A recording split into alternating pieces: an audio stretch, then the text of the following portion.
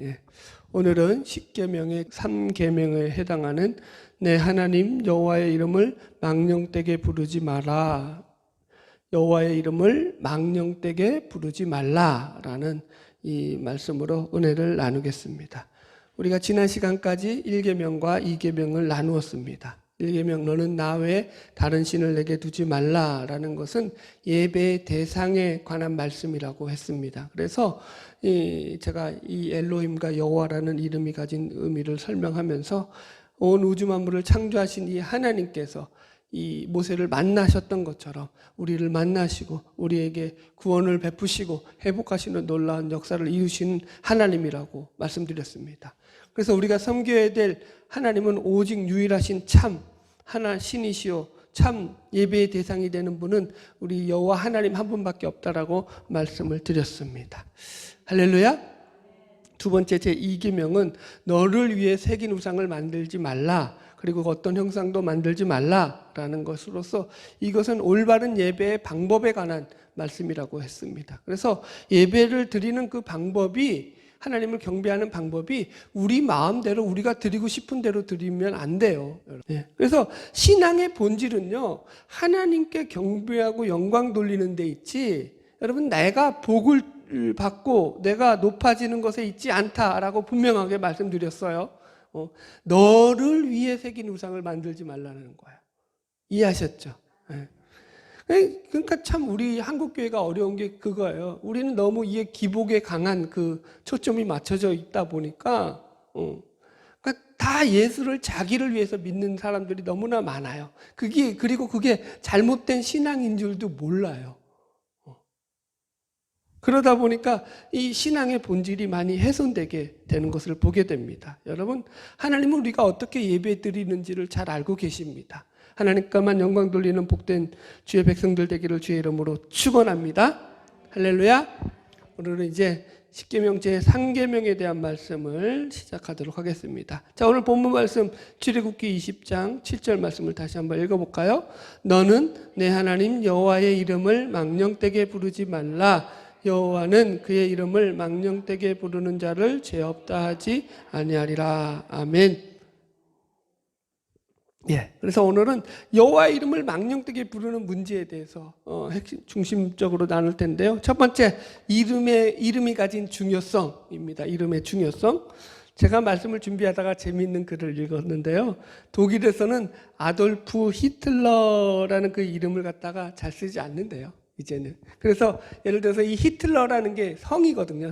히틀러라는 성을 가진 사람들이 많이 있었는데 이 아돌프 히틀러 사건 이후로는 이 히틀러의 성을 갖다가 다 들고 성씨 개명을 해가지고 이 히틀러라는 성을 안 쓴대요, 사람들이. 그리고 이 히틀러라는 성을 쓰는 어떤 분의 그 글을 읽었는데 자기가 히틀러라는 성을 쓰고 있다는 것으로 인해 가지고 학교에서 왕따도 당하고 그리고 변변한 직장도 들어가지 못하는 그런 어려움을 겪었다. 이런 글을 읽었어요, 여러분들. 또 그 히틀러의 이름이 아돌프거든요. 아돌프 히틀러라고 하는데 그래서 이 독일에서는 또 아돌프라는 말도 잘 안 쓴대요, 이름에. 원래는 이 아돌프라는 이름이 우리 식으로 하면은 철수, 영희, 영자 뭐 이렇게 흔하게 쓰는 그 독일식 이름이라고 합니다. 근데 이 아돌프 히틀러 이후로는 독일에서 이 아돌프라는 이름이 거의 많이 사라졌다고 해요. 그 이름도 안 쓴다라는 거예요, 여러분. 여러분, 우리가 자녀들의 이름을 지을 때도 어떻게 짓죠? 고민하면서 그 보통 이름을 갖다가 신중하게 짓습니다. 왜 그러냐면은 그 이름 속에는 그 사람의 어떤 정체성을 갖다가 담고 있기 때문이죠. 나는 누구인가, 나는 어떤 사람인가 라는 그런 그 사람의 정체성을 그 이름에서 우리는 보통 찾습니다. 그래서 주민등록증을 영어로 하면은 이게 아이덴티티 카드예요, 영어가.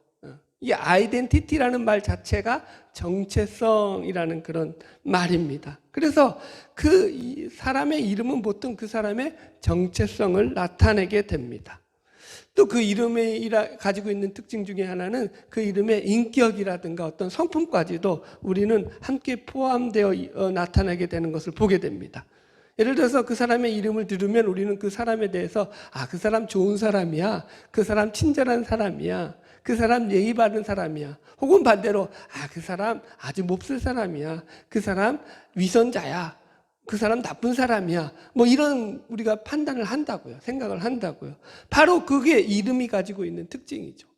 히틀러 하는데 그 사람을 갖다가 히틀러라는 사람을 우리가 성인 군자라고 생각하는 사람이 있어요? 그런 사람은 없단 말이에요. 바로 이게 이름이 가지고 있는 고정관념들이라는 거죠.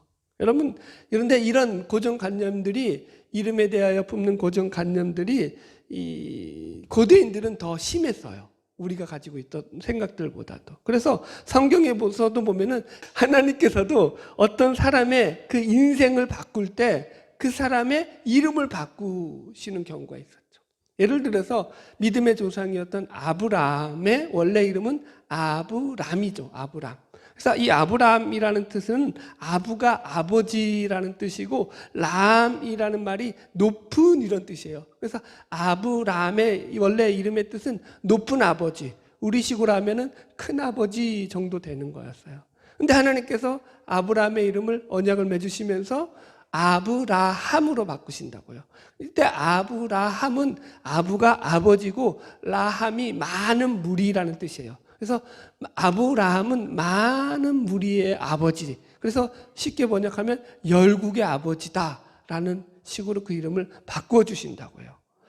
창세기 17장 5절 이제 후로는 내 이름을 아브람이라고 하지 아니하고 아브라함이라 하리니 이는 내가 너로 열국의 아비가 되게 하려 함이라 라고 이렇게 나온다고요. 여러분, 하나님이 그러니까 그 아브라함을 통해서 너를 열국의 아비로 삼겠다라는 것은 그 아브라함의 믿음을 따르는 모든 믿음의 그런 믿음을 가진 자들을 통해 가지고 하나님을 섬기며 하나님의 백성들로 삼겠다라는 하나님의 의지가 담겨 있다고요. 그 이름을 변경할 때는. 또 하나 대표적인 이름이 바뀐 사람이 누가 있죠? 야곱이죠. 야곱은 그 처음에 태어날 때 이 쌍둥이로 나오잖아요. 그 형 에서와 함께. 그래서 쌍둥이로 나오는데 에서가 나왔는데 붉어서 붉은 놈이라고 해가지고 에서라고 이름을 줬는데 야곱이가 태어났는데 어떻게 태어났죠? 이 에서의 발꿈치를 잡고 태어나요. 그러니까 그냥 나온 게 아니라 형 에서의 발꿈치를 잡고 나도 앉을 거야 하고 따라 나왔다고요. 그래가지고 그 부모가 뭐라고 이름 줬다고요? 발꿈치를 잡았다라는 뜻의 이 야곱이라는 이름의 뜻이 뭐예요? 발꿈치를 잡다라는 거예요. 근데 이 발꿈치를 잡다라는 말이 가진 의미는 무슨 의미냐면은 그 속이 발꿈치를 잡는다는 건 뭐예요? 잡아서 넘어뜨린다라는 뜻이 있어요. 그래서 속인다, 사기꾼, 뭐 이런 의미가 그 뜻에 내포되어 있다라고요. 그래서 우리가 알다시피 야곱의 인생 속에서는 늘 이런 사람들의 발꿈치를 잡는 사기꾼과 비슷한 그런 인생을 살아가게 되는 것을 우리가 보게 됩니다. 이 사기꾼 같은 이름을 가졌던 야곱의 인생이 어디서 바뀌죠? 정확하게 야복 강가에서 하나님과 씨름하다가 하나님의 그 이름을 너는 이제 야곱이라 하지 말고 그 이름을 이스라엘이라고 해서 그 이름이 바뀌게 된다고요. 이스라엘의 이 말의 의미는 뭐냐면 이 자가 뭐냐면 이 영어로는 3인칭 단수 히에 해당하는 거예요. 그는 이런 뜻이에요. 그 다음에 스라가 무슨 말이냐면은 이기다, 겨루어서 이기다 이런 뜻이에요. 그리고 엘은 뭐예요? 하나님 아시듯이. 그래서 이스라엘의 뜻을 종합해 보면은 그가 하나님과 겨루어서 이기었다 라고 된다고요. 그래서 하나님과 겨루 이긴 자라는 뜻이 이스라엘이라고요. 하나님이 그런 이름을 야곱에게 새로 지어 주셨다라는 거예요. 하나님이 왜 이렇게 이름을 바꿔 주셨죠? 여러분 이름을 바꾸는 데는 그 이름을 바꾸는 자의 소원과 바람이 다분하게 들어가게 됩니다. 우리도 자녀들에게 이름을 지을 때 이 자녀들이 그렇게 여러분 살기를 원해서 소망하는 마음으로 이름을 짓는다고요. 하나님께서 아브람을 아브라함으로 바꾸시고 야곱을 이스라엘로 바꾸시는 그 바꾸시는 이유는 그 속에 하나님이 그 이름대로 그들이 살아갈 수 있도록 하나님께서 그들을 이끌어가겠다라는 하나님의 강력한 의지가 담겨져 있는 거라고요. 여러분 보세요. 우리들이 이름을 바꾼다고 해도 여러분 우리가 이름을 바꾼다 한들 그 이름값 하면서 온전히 살 수 있나요? 우리들은 그런 실력과 능력이 못 된다고요. 보세요. 하나님이 그 이름을 바꾸셨다라는 것은 어떤 의미가 있죠? 하나님께서 그 인생을 책임져 주시겠다라는 의미가 그 안에 함께 포함되어 있다고요. 그래서 하나님의 강력한 하나님의 그 의지와 뜻이 천명되는 것이 그 이름 속에 있다라는 거예요. 우리는 다 예수님을 믿고 난 뒤 그리스도인이라는 이름을 가지고 살아가는 존재들입니다. 할렐루야. 그러니까 예수 그리스도를 닮아가는 자들로 살아야 된다는 거예요. 그 이름에 걸맞는 삶을 살아가는 복된 저와 여러분 되기를 주의 이름으로 축원합니다. 첫 번째 이름의 중요성을 살폈고요. 두 번째 하나님의 이름의 중요성이에요. 이름에는 이렇게 그 사람의 정체성과 그 인격과 성품이 담겨 있다라는 것을 우리가 알아봤습니다. 여러분 마찬가지로 하나님의 이름도 하나님의 그 이름 속에는 하나님의 정체성과 하나님의 속성이 담겨져 있다고요. 그래서 제가 여호와라는 그 이름이 가진 의미를 갖다가 여러분들에게 설명해 드렸습니다. 1계명을 나눌 때 나는 스스로 있는 자다라는 말씀을 해석해 드렸죠. 모세가 백성들에게 나아가게 될 때에 하나님 그러면 백성들에게 내가 하나님의 이름을 뭐라고 말합니까? 라고 물으니까 하나님께서 나는 스스로 있는 자다 이렇게 백성들에게 이야기해라. 스스로 있는 자가 너희들에게 나를 보냈다 이렇게 대답해라 라고 알려주신다고요. 그래서 이 스스로 있는 자를 히브리 말로 야훼라고도 읽고 여호와라고도 읽는다고 했어요. 그래서 이 여호와라는 이름이 가진 큰 세 가지 속성이 있다고 했죠. 첫 번째가 자존성. 하나님은 스스로 계시는 분이라는 거예요. 모든 존재의 근원이 되시며 제1원인이 되시는 하나님. 두 번째가 영원성이라고 했어요. 이것은 시간적인 개념 속에서 끝도 없고 한계도 없는 분이시라는 거죠. 그 다음에 공간적인 개념 속으로 볼 때는 무한성. 하나님은 어디에나 계시고 어느 곳에서 계시는 분이라는 거죠. 무소부지하시며 편지하시는 분이라는 거예요. 이것이 하나님이 우리 인간들에게 가르쳐 주신 이름입니다. 그건 실제 이름도 아니고 사실은 우리에게 그것을 통해서 하나님을 알게 하시고자 가르쳐 주신 이름이죠. 여러분. 자, 보세요, 여러분들. 다른 이방의 어떤 신도 어떤 우상도 인간들에게 자기의 이름을 알려준 그런 신은 없습니다. 예를 들어서 그리스의 신 중에 최고의 신인 제우스 있잖아요. 이 제우스라는 신의 이름은 제우스라는 뜻이 그 그리스 헬라 말로 빛나다, 빛이라는 의미를 가진 그런 단어예요. 이 단어를 차용해서 이것을 갖다가 제우스라는 신의 이름으로 바꾸어서 사용한 것이에요. 진짜 제우스라는 신이 자기를 계시해가지고 너희들 내 이름을 제우스라고 해라 라고 해서 그 이름을 제우스라고 지은 게 아니라고요. 또 대표적인 가나안 우상의 신인 바알 신 있죠. 이 바알이라는 이름이 원래는 주인, 소유자 이런 뜻을 가진 그런 단어입니다. 그런데 이 단어를 가지고 바알이라는 신의 이름으로 그들이 차용해서 쓰게 된 거예요. 이스라엘의 이웃나라였던 암몬족이 섬겼던 신의 이름이 몰렉이라고도 하고 몰록이라고도 불러요. 이 몰록이라는 신의 이름이 원래는 무슨 뜻이었냐면 왕이라는 뜻을 가지고 있어요. 그래서 암몬족의 이 왕도 몰록이에요. 신의 이름도 몰록이에요. 그러니까 이름을 갖다가 뭘로 바꾼 거예요? 신의 이름으로 바꾼 거라고요. 이거 애굽도 마찬가지죠. 이집트도 파라오가 왜 바로 파라오가 어디로부터 나온 거예요? 라라는 이 태양, 이 이름을 가지고 신으로 바꿨다고요. 신으로. 그래서 라신을 섬긴다고요. 태양신. 그래서 태양의 아들이 파라오예요. 바로예요. 성경적으로 발음하면. 그래서 그게 신이 됐다고요. 이해하시겠어요? 그러니까 어느 이방의 신들도 그 이름을 신이 나타나서 알려줄 이름이 없고 단지 사물의 명칭, 이름들을 따와서 거기서 신의 이름을 차용해서 쓰고 있다고요. 진짜 신이라는 거예요? 인간이 만든 신이라는 거예요? 그러니까 여러분 어떤 존재도 이 여호와라는 이름을 가질 수가 없는 거예요. 사람들이 너는 어떤 하나님을 섬기느냐라고 물으면, 그러므로 우리가 당연히 우리가 섬기는 하나님은 여호와 하나님이시다라고 설명하셔야 돼요. 머릿속에 좀 외우셔야 돼요. 그래서 하나님에 대해 설명할 때는 세 가지, 크게 제가 계속 얘기하죠. 자존성, 영원성, 무한성. 이런 분이시다. 이런 존재는 이 세상 어떤 신도 없다. 할렐루야. 성경에 이 여호와 하나님이라는 말이 7,000번이 나와요. 7,000번, 여러분. 어마어마하게 나온다고요. 이 하나님을 우리가 경배하며 그 이름을 거룩히 높이며 살아가야 될 줄로 믿습니다.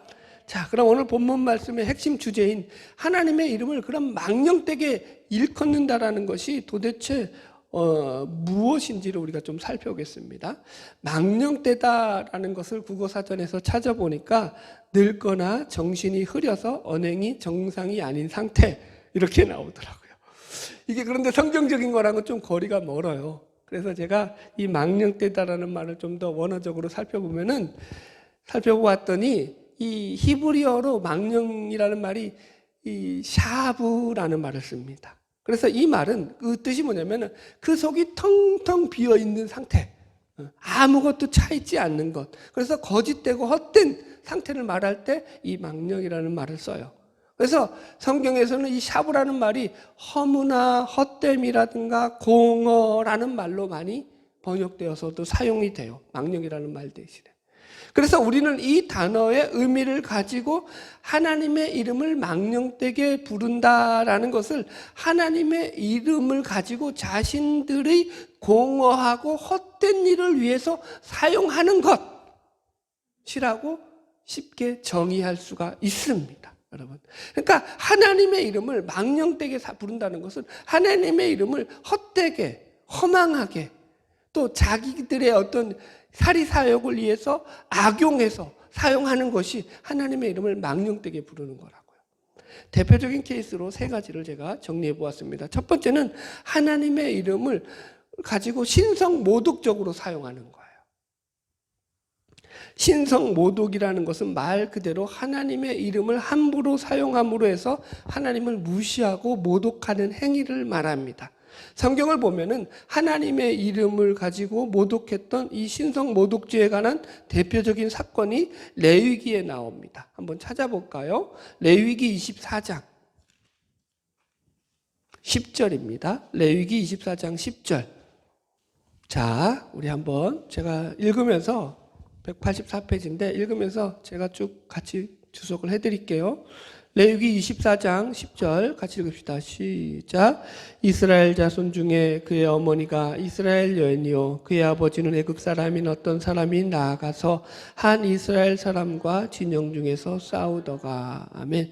이 사람은 어머니가 이스라엘 여인이고 아버지가 애굽 사람이었던, 그러니까 한마디로 혼혈족이었어요. 그랬어요. 진중에서 싸움이 났다는데 대부분 주족들은 이것을 장막을 치는 문제로 인한 싸움이다, 이렇게 보고 있습니다. 자, 11절 계속 읽읍시다. 시작. 그 이스라엘 여인이 아들이 여호와의 이름을 모독하며 저주함으로 무리가 끌고 모세에게로 가니라. 그의 어머니의 이름은 슬로미시오 단지파 디브리의 딸이었더라. 예, 여기 보니까 싸움이 났는데 싸우다가 이 아들이 뭘 했다고요? 여호와의 이름을 모독하며 저주했다고요, 여러분들. 여러분, 그러니까 감정이 격해지는 것으로 그냥 그치지 않고 하나님의 이름 가지고 또, 그러니까 제 3계명을 어긴 거죠. 모독하는 짓까지 저질렀다라는 거예요. 그런데 보세요. 그의 어머니가 이름이 슬로미시고 단지파 디브라의 딸이다. 보통 이름이 3대까지 언급되어지는 것은 뭘 의미하냐면 그 집안이 뼈대 있는 집안이었다, 성경에서 이야기할 때. 그런 의미가 있습니다.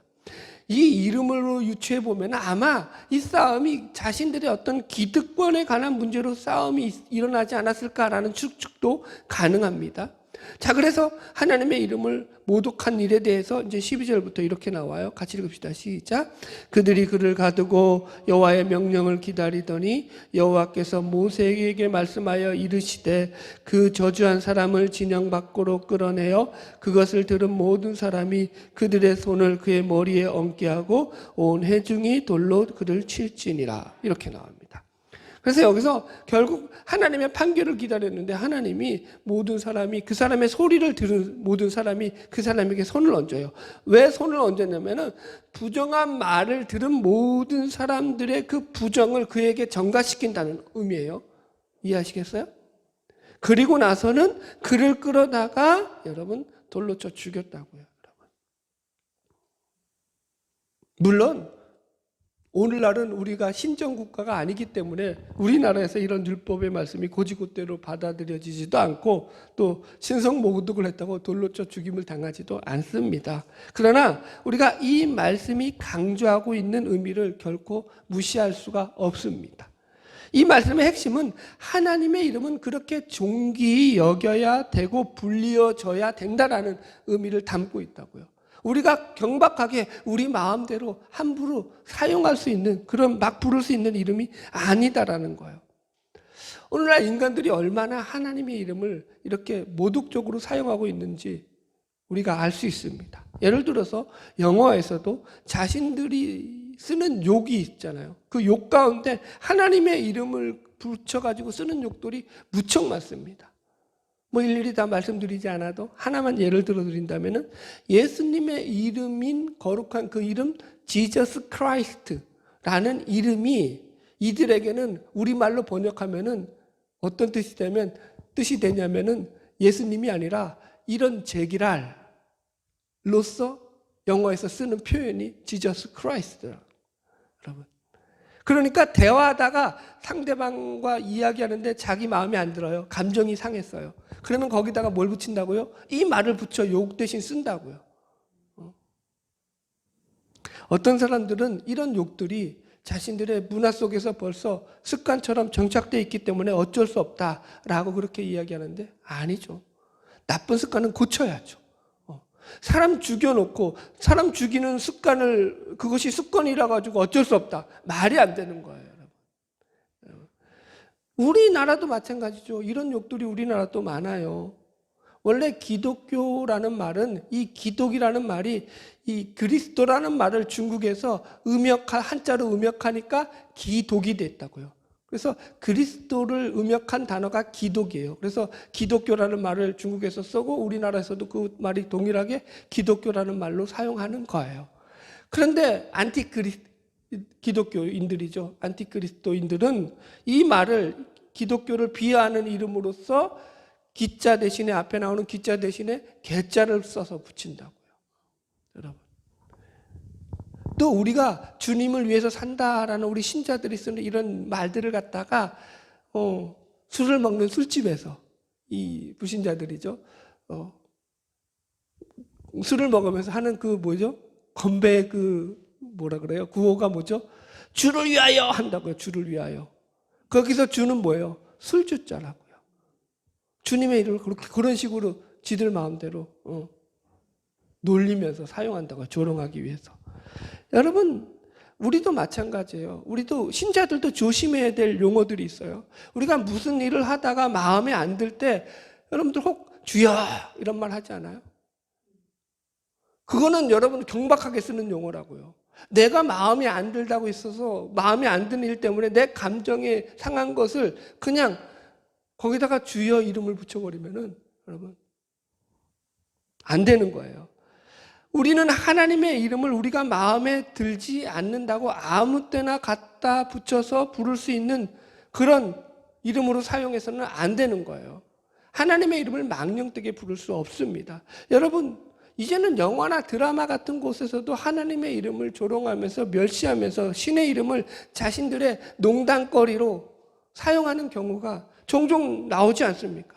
그만큼 시대가 병들어 있는 겁니다. 우리 성도들은 절대로 거룩하신 하나님의 이름을 이렇게 신성 모독적으로 사용해서는 안 될 줄로 믿습니다. 두 번째, 하나님의 이름을 망령되고 허탄하게 사용하는 경우가 하나님의 이름을 가지고 악용하는 경우예요. 이것도 한 두 가지로 나눌 수 있는데 첫 번째는 하나님의 이름을 마술적으로 사용하는 경우예요. 사도행전 19장에 보면은 바울이 에베소를 전도할 때 생겨났던 일이 나와요. 한번 찾아봅시다, 이것도. 사도행전 19장 11절. 사도행전, 신약성경, 사도행전 19장 11절입니다. 자, 바울이 에베소에서 2년 동안 복음을 전하면서 하나님의 능력이 많이 바울을 통해 나타나게 됩니다. 그러자 그곳에 살던 마술사들이 이 바울의 언행을 따라서 자신들도 예수의 이름을 도용해서 자신들의 주술을 쓰는데 사용하는 것이 나와요. 자, 읽읍시다. 사도행전 19장 11절 시작. 하나님이 바울의 손으로 놀라운 능력을 행하게 하시니 심지어 사람들이 바울의 몸에서 손수건이나 앞치마를 가져다가 병든 사람에게 얹으면 그 병이 떠나고 악기도 나가더라. 이에 돌아다니며 마술하는 어떤 유대인들이 시험 삼아 악기 들린 자들에게 주 예수의 이름을 불러 말하되 내가 바울이 전파하는 예수를 의지하여 너희에게 명하노라 하더라. 이랬다고요, 여러분.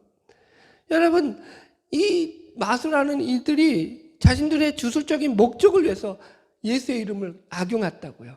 자, 계속 읽읍시다. 14절 시작. 유대의 한 제사장 스게와의 7 아들도 이 일을 행하더니 악기가 대답하여 이르되 내가 예수도 알고 바울도 알거니와 너희는 누구냐 하며 악기 들린 사람이 그들에게 뛰어올라 눌러 이기니 그들이 상하여 벗은 몸으로 그 집에서 도망하는지라. 여러분, 결코 하나님께서는 그 거룩하신 이름을 인간들이 이렇게 자신들의 유익을 목적으로 망령되게 사용하는 것을 그냥 내버려 두시지 않습니다. 여러분, 반드시 오늘 보세요. 그 죄를 내가 반드시 물을 것이다. 성경에서도 이야기하고 있다고요. 그 이름을 망령되게 잃는 자들에 대해서. 저는 요즘 우리 하나님의 이름을 자신들의 유익을 위해서 망령되게 이렇게 악용하는 대표적인 예로서 요즘 유튜브에 목사들이 설교를 많이 올리잖아요. 그러면서 신사도 운동주의자들이 이런 거짓된 설교들을 많이 올리거든요. 신사도 운동에 대해서 여러분들이 좀 주의를 하셔야 돼요. 왜냐하면 가장 이게 이단 같지 않으면서 가장 큰 이 사탄의 계획 속에서 인간의 우리 신자들의 심령을 흐리게 만드는 요소 중에 하나거든요. 신사도 운동의 기원은 풀러 신학교의 피터 와그너 박사의 교회 성장 이론으로부터 시작된 겁니다. 역사적으로 보면. 그러니까 여러분, 제가 원래 전에 있던 그 큰 교회에서 저는 평생 자랐잖아요. 그 교회 목사님도 살아생전 계실 때 늘 이 피터 와그너 박사 글을 이용하면서 그렇게 소도 없이 설교했거든요. 뭐가 잘못된지를 그때는 몰랐다고요. 그게 정상인 줄 알았다고요. 그 시절에는. 왜? 연구가 안 됐으니까. 공부가 안 됐으니까.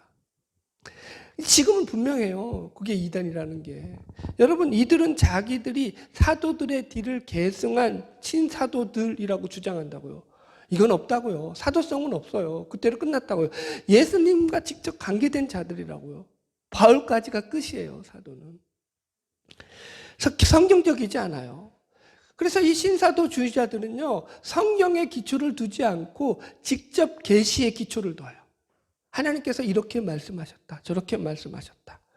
그래서 어떤 예언이라든가 은사활동 같은 신비적인 그런 일들에 기반을 둡니다.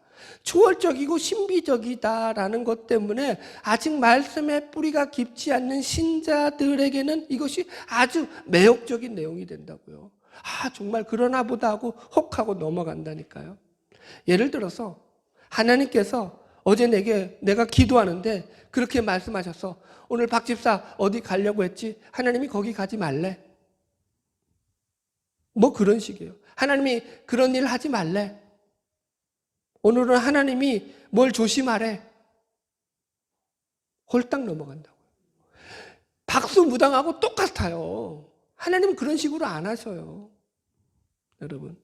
문제는 그런데 이 교회의 성장이라고 하는 아주 좋은 미끼에 현혹되어 가지고 우리나라 대형 교회들로부터 해가지고 웬만하게 부흥하는 교회들을 비롯해가지고 많은 교회들이 이런 잘못된 신사도 운동에 그냥 여과 없이 이게 처음에 들어온 대로 이게 들어오고 나니까 그 뒤로는 너무 크다 보니까 사이즈가 이걸 갖다가 배격해야 되는데 배격을 못하고 있다고요.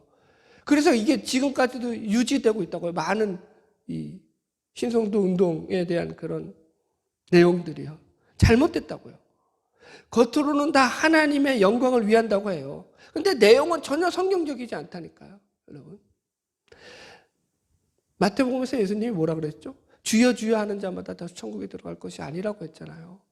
입으로 주여 하는 것이 중요한 게 아니에요. 그 마음으로는 전부 다 뭐 한 거예요? 주의 이름을 악용하고 있는 자들이라니까요, 여러분.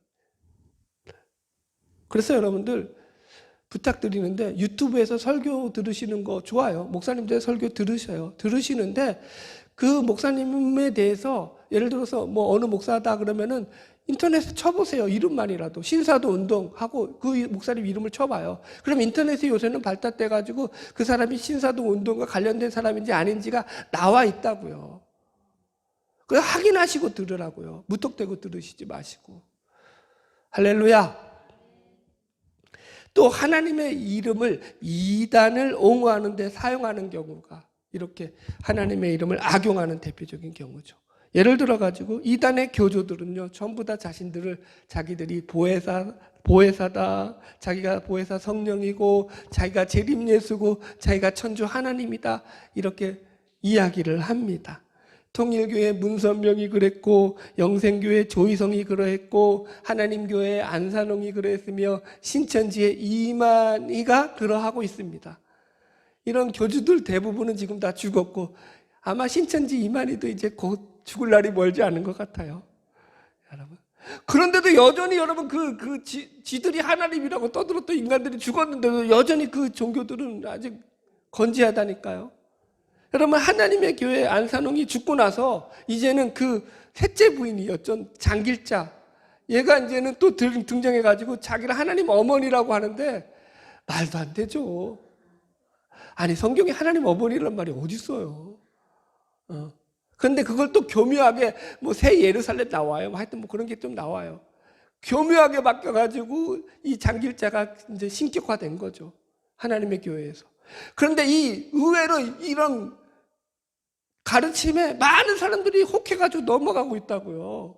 기가 막힌 것은 제정신이 아니에요, 여러분들. 다 그 속에 뭐가 있는 거예요? 악한 마귀의 유혹이 있는 거예요. 여러분, 정신 안 차리면 안 돼요, 여러분들. 여러분, 우리가 하나님의 말씀을 바르게 깨달아 알아야 돼요. 말씀의 지식이 없으면 망한다니까요. 말씀을 여러분 모르면 안 돼요. 말씀을 반드시 여러분들이 알아야지만, 깨달아야지만 이단의 속임수로부터 거기에 걸려서 넘어지지 않는다니까요. 이단이 뭐가 잘못됐는지, 뭐가 바른지도 모르고, 뭐가 어디가 틀린지도 모르고, 아마 그러나 보다 혹하고 하다가 혹 넘어가서 이단에 빠져가지고 망하는 길로 간다고요. 그걸 하나님 책임으로 돌리지 말라고요. 그건 여러분들 책임이라고요. 여러분들이 말씀을 안 보고 하나님 말씀을 깨닫을 생각을 안 하고 말씀을 아는 지식에 부지런하지 않았기 때문인 거예요. 여러분, 하나님은 그 이름을 만홀히 여기지 않는다고 성경에 분명히 말씀하셨잖아요. 이단의 교주들이 아무리 그렇게 하나님의 이름을 악용하고 망령되게 사용할지라도 하나님께서 최후 심판의 날에 반드시 그들에게 물으실 죄가 결코 작지 않다고요. 마지막 세 번째, 하나님의 이름을 가지고 거짓 맹세를 하는 경우예요. 거짓 맹세를 하는 경우. 레위기 19장 12절에 보면은 너희는 내 이름으로 거짓 맹세함으로 내 하나님의 이름을 욕되게 하지 말지어다. 나는 여호와니라. 이렇게 말씀했습니다. 신약에도 보면 예수님께서도 이런 말씀을 하셨어요. 마태복음 5장 33절 이하 또 옛사람에게 말한 바 헛맹세를 하지 말고 내 맹세한 것을 주께 지키라 하였다는 것을 너희가 들었으나 나는 너희에게 이르노니 도무지 맹세하지 말지니 하늘로도 하지 말라 이는 하나님의 보좌이며 땅으로도 하지 말라 이는 하나님의 발등상이며 예루살렘으로도 하지 말라 이는 큰 임금의 성임이요 내 머리로도 하지 말라 이는 내가 한터록도 희고 검게 할 수 없음이라 오직 너는 너희 말은 옳다 옳다 아니라 아니라 하라 이에서 지난 것은 악으로부터 나느니라. 이렇게 말씀을 가르쳐 주셨다고요. 그러니까 너희들 함부로 헛맹세를 남발하지 말라라는 거예요. 그런 것들로 하나님의 이름을 가지고 악용될 가능성이 높다라는 거예요. 그렇다고 이게 뭐 맹세 자체를 금지하신 말씀은 아니에요. 여러분들, 예를 들어 가지고 우리가 결혼식 때 신랑과 신부가 서로를 위해서 서약을 하잖아요. 반드시 해야 되는 거예요. 여러분, 또 법원에서 증인들이 이 법원에 선수를 할 때 위증하지 않겠다 선수를 하잖아요. 서약을 하잖아요. 이런 것들도 반드시 해야 되는 거예요. 그러니까 예수님께서 금지시키는 것은 이게 무슨 법과 질서를 지키는 그런 올바른 차원에서의 서약을 금지시키는 이런 금지가 아니라, 지금 예수님께서 금지하시는 이런 맹세는 거짓 맹세, 헛맹세와 같이 자신들의 사리 사욕을 위해서 하나님의 이름을 그렇게 도용하는 것들, 이런 맹세들에 대해서 금지한다고요. 제가 이 부분에 대한 말씀은 준비가 되어 있지만 제9계명에 가면은 내 이웃에 대하여 거짓 증거하지 말라라는 부분과 겹치는 부분이 있기 때문에 그때 가서 좀 더 자세하게 설명을 드리도록 하겠습니다. 결론의 말씀입니다.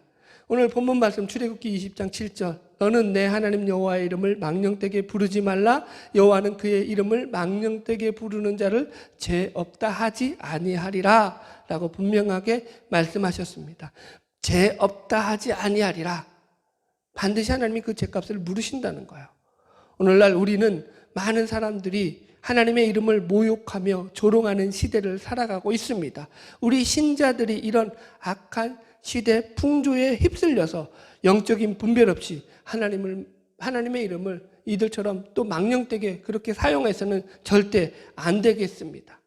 농담으로라도 하나님의 이름이나 예수님의 이름을 자신들의 재미거리를 위해서 경박하게 사용해서도 안 됩니다.